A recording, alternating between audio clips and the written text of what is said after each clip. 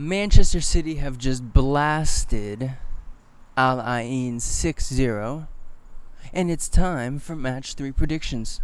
Despite the way that FIFA scheduled this, being that the Group B games are at 3 and the Group A games are at 9 o'clock, we're going to do the inverse and we're going to go Group A and then Group B.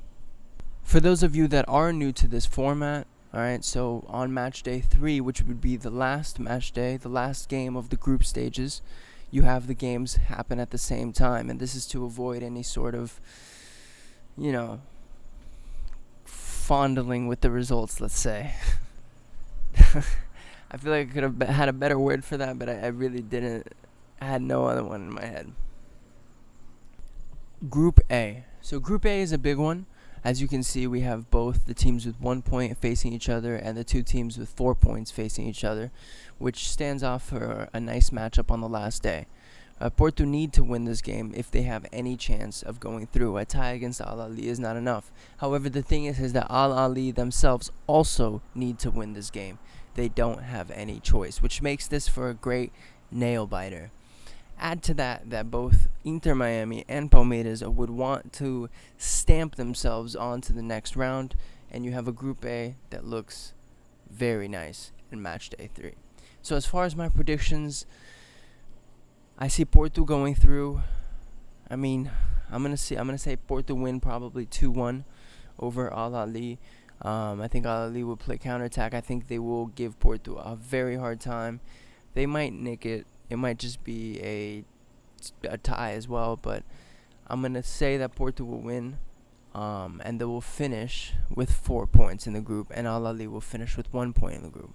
And at least for the other game, Palmeiras versus Inter Miami. Inter Miami playing at home, messy, in front of a big crowd. Palmeiras fans will 100% show up.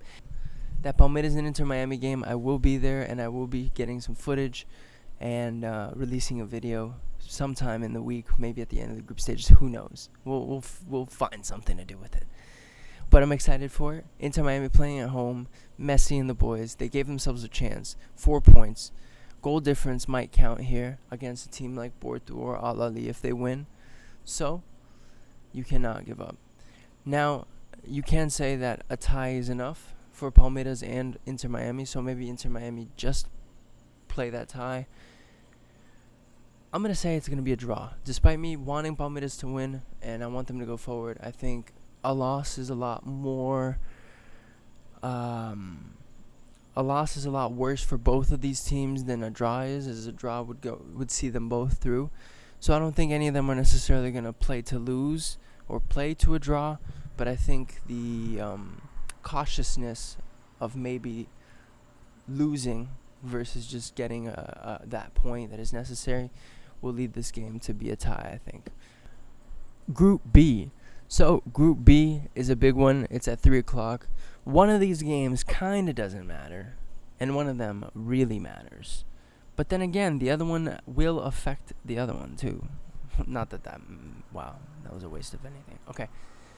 The point is, guys, so you have Botafogo versus Atletico Madrid, and this is a straight head-on conflict, right? Botafogo sit at the top of this group with 6 points. Who would have seen that coming?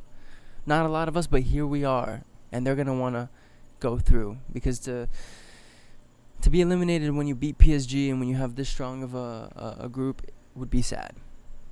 And Botafogo, all they need is a draw against Atletico Madrid to see them through. However, Atletico Madrid will be gunning for a win, because not just any win is enough. They need to win by some margin, okay?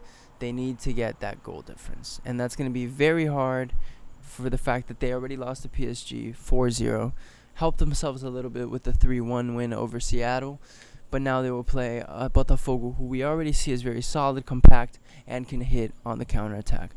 I see this game being Atletico Madrid 2-1 and Botafogo going through. PSG will beat the Sounders. I'm going to say 3-0, and they'll probably rest some players. That's the likelihood.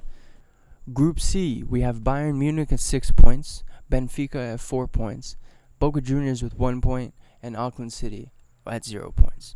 Alright, Auckland City will continue to have 0 points, and Boca Juniors will probably take that dub.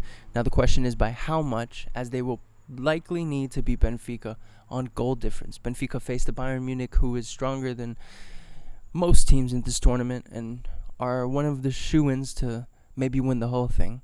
Benfica will like to defend this game and keep that goal difference as small as they can. They currently sit at a +6 goal difference, okay, and Boca Juniors sit at a -1. Now they play Bayern Munich. Let's say a realistic result says that Benfica loses 3-0 to Bayern Munich. That puts them at a +3, which would mean that Boca Juniors would need to win by at least 4 on Auckland City. All right. Now it could be 5, it could be 4 to Bayern, or also could be 3-1. Boca Juniors find themselves in a tough position, needing to kind of landslide Auckland City. Let's see what will happen. I have Bayern going through. I think Benfica will go through.